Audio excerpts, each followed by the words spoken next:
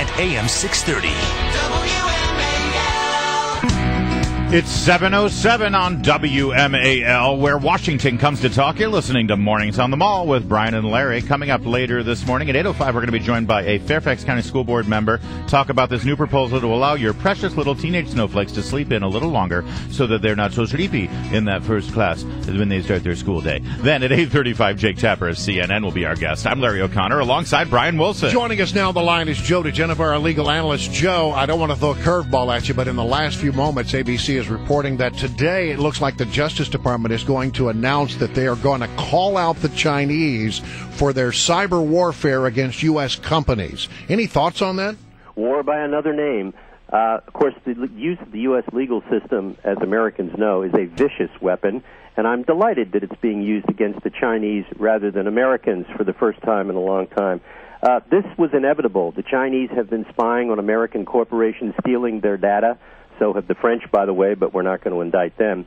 The Chinese have been obviously doing many things involving cyber espionage, and it finally got to the point where even this president couldn't take it any longer, and they are now fighting back. This is unprecedented. They are indicting Chinese officials, charging them with crimes. I can't wait to see the indictment itself.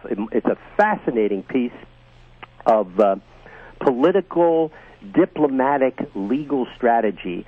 I cannot imagine what the Chinese reaction is going to be other than their usual, what do you mean there's gambling going on here? Well, it is going to come at a time, actually, today, Vladimir Putin is in China. Right. And so it comes at a time when, they're going to be on the world stage warming their relationships. Yes. This is certainly just going to send a chill into the U.S.-Chinese relationship. Well, this will certainly warm the hearts of the Japanese and the Koreans and others in Asia who fear China immensely, not only because of their economic clout, which is fading a little bit right now, but because of the Chinese building up their military, particularly their ships in the Asian waters. This is long overdue. The Chinese are international scofflaws on every part of the international scene. Commerce, they steal data, they steal information, they steal machines, they steal technology. I applaud the administration. I just can't figure out what the hell took them 6 years to figure it out. Joe Digenova, last week a D.C. judge upheld the draconian gun laws in the District of Columbia. He says the people of this city, acting through their elected representatives, have sought to combat gun violence and promote public safety. The court finds that they have done so in a constitutionally permissible manner. Is U.S. District Judge James Boasberg right? Well, we don't know. I think he probably is partially right. I think this case started in 2010. After, as you know, the Supreme Court struck down the D.C. gun laws in 2008, the City Council reenacted them with very, very strict restrictions, including you have to re-register your gun after 3 years, you have to take a firearms training, you have to have gun safety classes, you have to be photographed, you have to be fingerprinted, you can only buy one pistol a month, quote-unquote. Then Judge Boasberg just ruled, after a 2010 lawsuit was filed by the same folks, Heller, he ruled that the restrictions are fine, and now that group is going to appeal to the D.C. Circuit. I think the D.C. Circuit is going to strike down a number of the provisions. I'm not sure which ones, but this probably is not the final word. The Justice Department apparently is not going to investigate the deaths of some 40 veterans who were placed on secret waiting lists at the Veterans Affairs Hospital in Arizona anytime soon. This according to reports that came out late last week. Thoughts? Well, they said at this time they're not going to investigate it. My guess is just like everything else, like the IRS. But Joe, the president says he's madder than hell about this. Yes, I know he's madder than hell. He's so mad that he hasn't talked about it in a month. Yeah. He must be, his innards must be just about to fall on the floor. I feel sorry for him. He probably needs medical care at this point. But he can't get it at the VA. Yeah, he won't be going to the VA to get it. But the bottom line is they're not going to investigate this as a crime. They're going to let the IG investigate it as administrative mismanagement. However, it's clear that documents have been destroyed, if the reports are true. That is an obstruction of justice.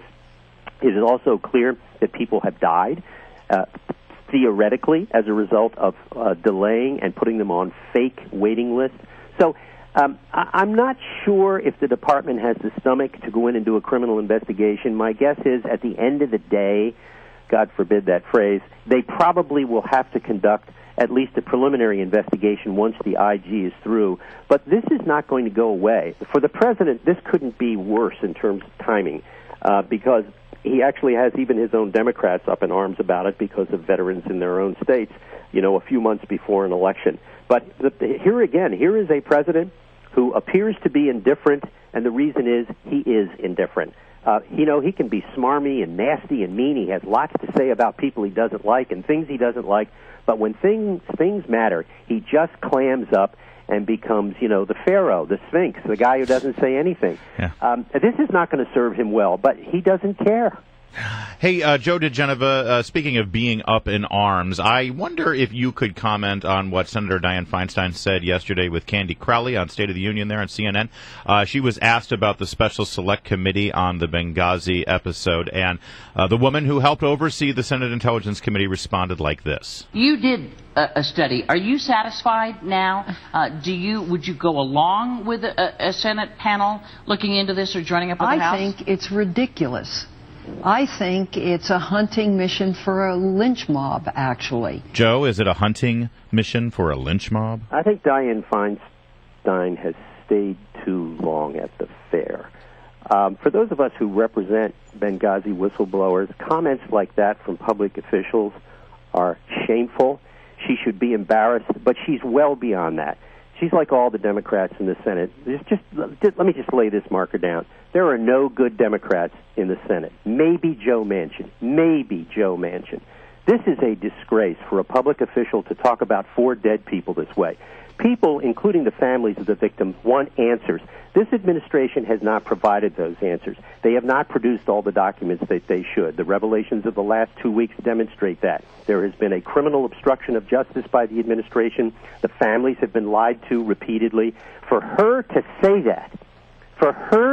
that under these circumstances should be an embarrassment to her. But the truth is, she has lost so many steps, she doesn't even know which side of the Capitol the Senate is on. All right, so I noticed that Chuck Todd, that intrepid and very curious reporter from NBC, former Tom Harkin employee, he says that he thinks all of the questions about Benghazi has been answered. So, Joe, I know you follow this story. In fact, you've represented some of the whistleblowers in this matter. I'm just wondering, could you help poor Chuck Todd out and maybe give him one question that you think has not yet been answered? Yes, I think we can start with why was Ambassador Stevens in Benghazi for the first place. We know that the Accountability Review Board lied in its report about why he was there. They said he was there independent of Washington. That was a bald-faced lie, and Ambassador Pickering and Admiral Mullen knew it when they wrote it. Why wasn't Hillary Clinton interviewed by the ARB? The person responsible for running the department during the attack was never interviewed by them. But Ambassador Pickering lied on national television when he said she had been interviewed, and then later corrected himself to say, well, actually, we actually briefed her in an exit interview. She was never interviewed. Why wasn't Patrick Kennedy, who was the Assistant Secretary of State for Management, held accountable? What he did was, and what Secretary Clinton did, was they poured down on people below in order to obscure and whose idea was the video. Where was the president hour by hour that night? The number of questions that are unanswered is staggering. That's like 5, 6, 7, 8 questions there. We are creating what's called an investigative point list for the members of Congress, for the public, and for obviously WMAL listeners. Thank you. About the kinds of questions that are unanswered that will put this nonsense to rest. And will you send one to Chuck Todd? You'll be hearing about it shortly. All right. Thanks a lot, Joe. Okay, Good guys. stuff. Appreciate it.